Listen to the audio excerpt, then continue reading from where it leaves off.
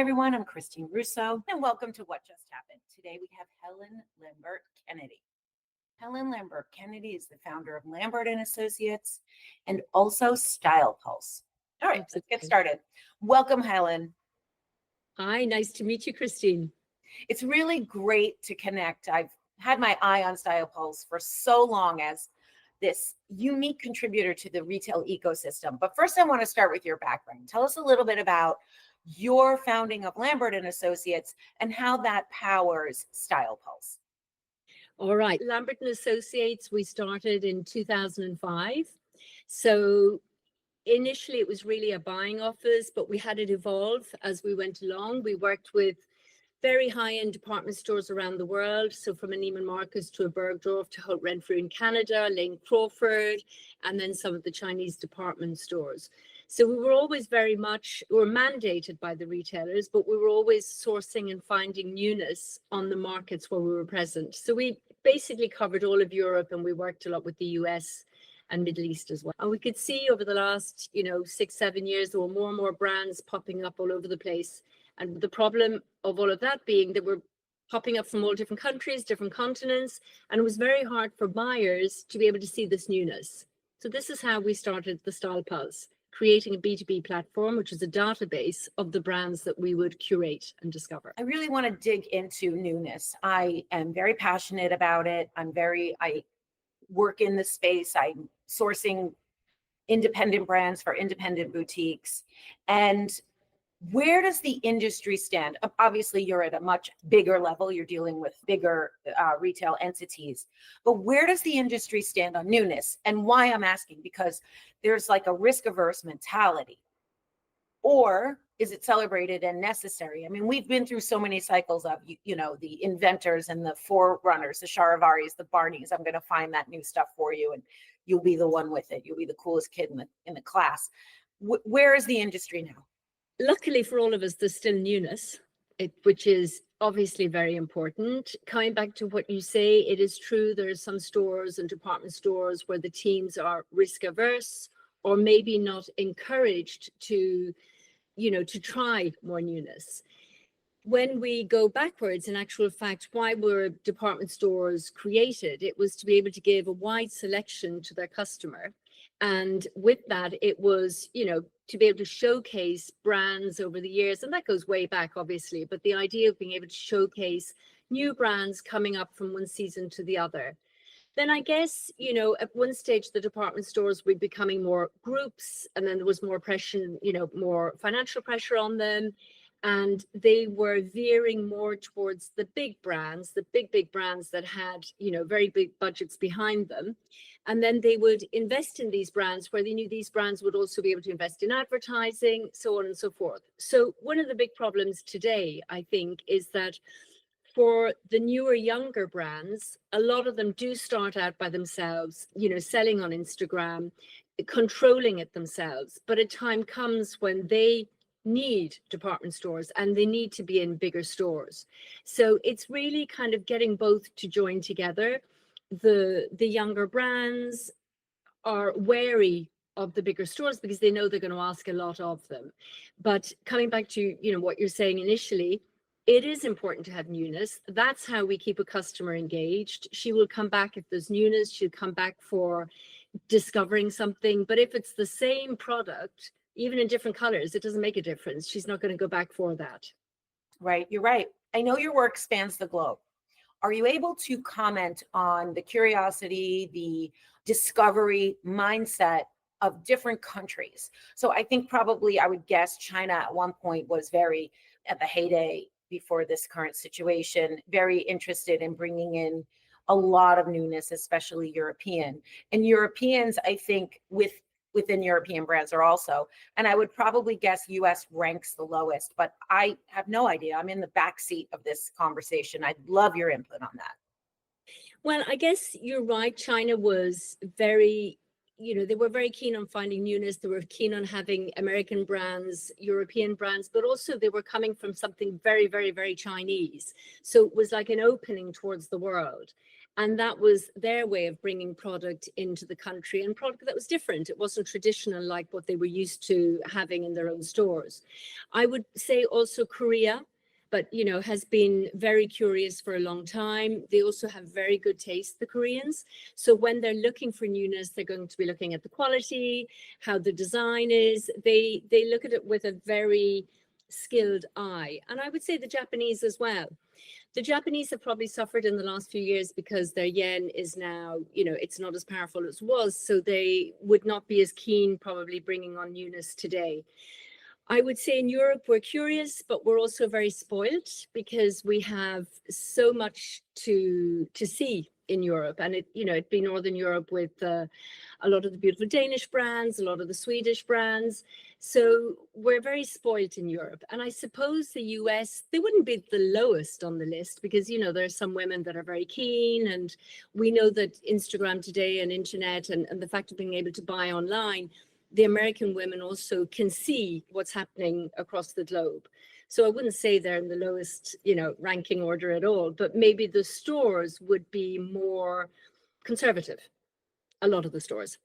Yeah, I was referring to the stores' open-mindedness on whether or not they were willing to, I guess, take a risk. I mean, really no one's willing to take a risk. There's too much at stake. And I don't really know, and I don't know if you have some insight. Do stores, let's say anywhere in the world, say, okay, I'm going to take, 82% of my overall buy and go with what works and sort of double down, triple down, do it season over season and reserve 3%, 5%, 10% for being that creative outlet. And maybe that varies not by country, but by retailer and type of store. Like, is Rinascimento more experimental than Galeries Lafayette, etc.? What are your thoughts on that? I think it's a good point. I know that some of the stores, yes, have a budget for newness, but even within the newness, they're going to be careful about what they go after. And that I also understand. That's why it's important to work with people like us, because they need to be able to select brands that already have a strong backbone, that, they're creative, but they're going to be able to produce and deliver. There are a lot of elements, because in the past we've had occasions where you would have a designer who has a fabulous collection. The store will go in and buy it, but in actual fact, they're not able to manufacture and deliver. So that would have burnt a lot of the designers way back. Now this is less a problem because most of the younger and newer designers, they're pretty clued in. And if they work with a group like us also, we can mentor them partially with this, explaining how they need to evolve and how they need to be prepared to go into a department store, for example.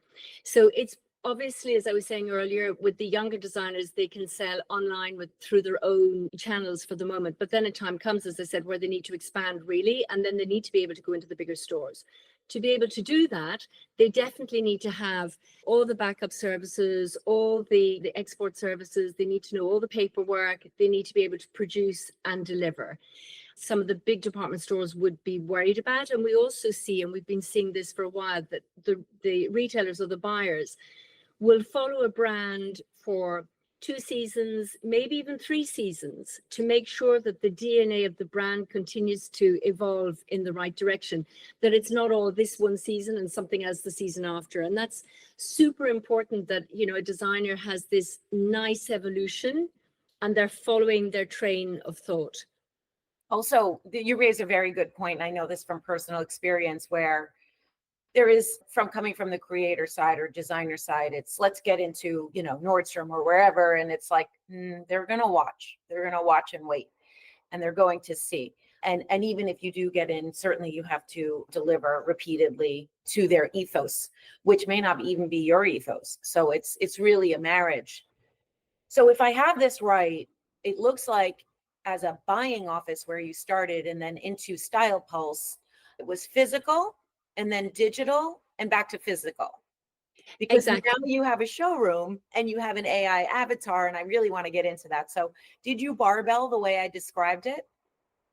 Yes, we were totally physical. It's true, we already had the vision of the Style Pulse, but COVID arrived. And then we realized this even makes more sense because so many of the buyers were traveling from all over the world for extended periods. And you know very well also that, you know, the fashion weeks are on in different countries, and the show dates go on and on and on, and the selling campaigns go on. And, you know, we can't even get them to concentrate on one particular month, but it dribbles from one month to another. When we went from, you know, the physical part, like of, you know, seeing everybody and being with everybody, to going online, it was also to give the possibility of these brands that we would curate, we had edited, the possibility of being seen by retailers around the world. So they having this, you know, all the information that a buyer would need on our platform, and the buyer has, you know, his login to be able to see what's going on. But with that, of course, now we feel there's the need for, you know, physical also. And having the showroom we had in end of September, beginning of October, really proved to be quite a great experience, because bringing the selected designers together that we really appreciate and we want to showcase, having the buyers come in to be able to feel and touch, it just adds something, it adds another layer.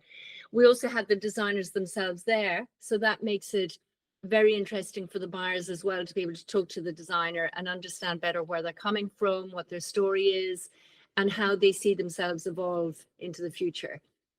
So it's very easy to say Lambert and Associates buying office. Most people understand what that means.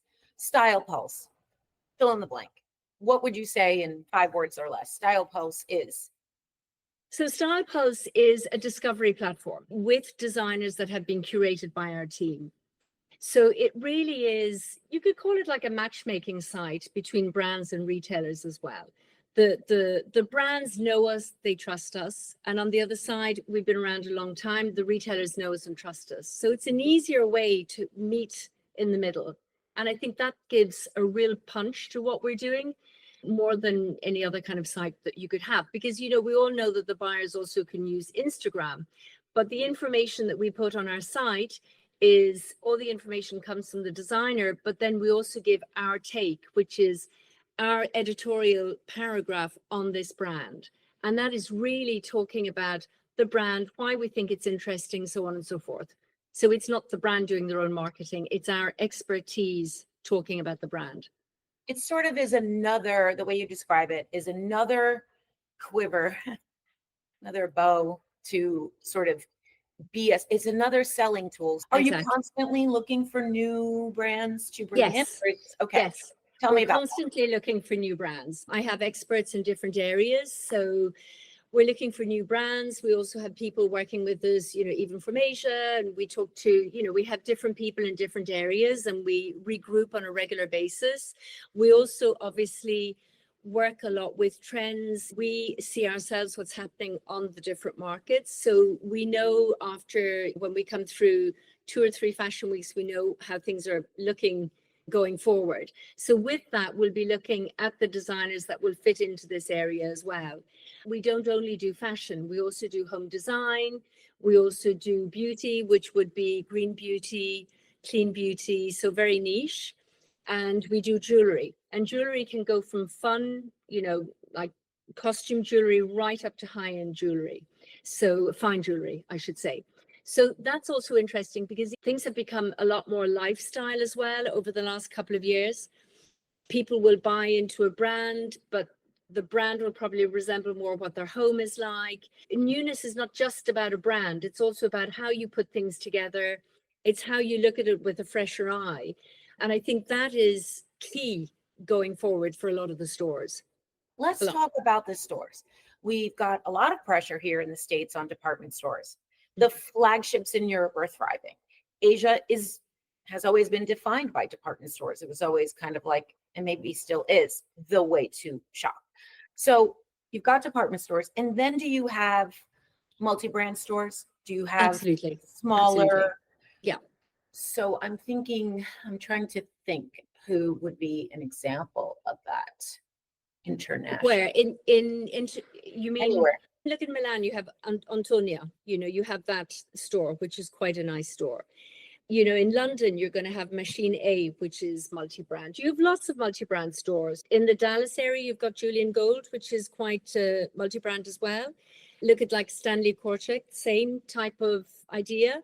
So in each country, they are often at the forefront of being able to change because they're smaller groups and they know their customer very well and they know how far they can go to kind of tease things out. So bringing in newness. Francis Kahn, Deborah Katz. Absolutely. This I know very well. Yeah. Hirschleifer's in Long Yes. Island. Yes. Those are my favorite stores anyway. I work in that world. Yeah. You know, it's nice to work where you like to be. Very curated, a great eye. I mean, I'm like lazy. I'm not on Instagram searching for brands. So I want to go in and see what you found. Be surprised. Yeah. What did you find? Like, I didn't know I needed this. Now I can't live without it. Exactly. That's the experience of retail experience and all of it. Let's talk about the Style Pulse's technical ambitions. And you have this avatar called Julia. This is incredible. Start from the beginning. Go. The Style Pulse already being digital, for us, the next step was to be able to introduce this assistant called Julia, who is an avatar. We introduced Julia at Brand Assembly in New York last February. So it was fun for both the actual buyers and the brands to be able to see how it functions. And, you know, you can walk into the showroom and you can address Julia and say, I'm looking for this kind of a brand. I want to make sure that the pricing is in this range, and give me a little bit of history about whatever brand it's going to be. So she can talk about a particular brand, and then she can also tell you, but by the way, if you like this one, you'll also like this, this, and this.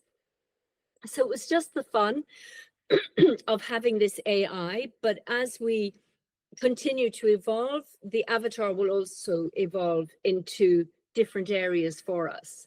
So the idea is to be able to upload our expertise and that she be able to reply to these questions that are business questions, actually. Sure. It's not just about the product and how it looks, but business questions, so business intel. You tried it in New York, then you launched physically in your own showroom, and then now you're looking at 2025 to really kind of duplicate it. It's so nice to see a robust, tech-focused, creative, you know, ancillary business that's building strength in the industry. We really are 360. We touch all points in the retail area, you know, so from doing strategic thinking for a department store or a smaller store, strategic thinking, right, to bring them to the sourcing, to the correct sourcing, to the adjacencies, to passing the orders through from the designers and we do full cycles. So I think that also makes us real experts in the industry, and we have this experience that is pretty exceptional. I thank you, Helen. It's been a pleasure. Thank you, Christine. It was lovely seeing you. And that is what just happened. I'm Christine Russo.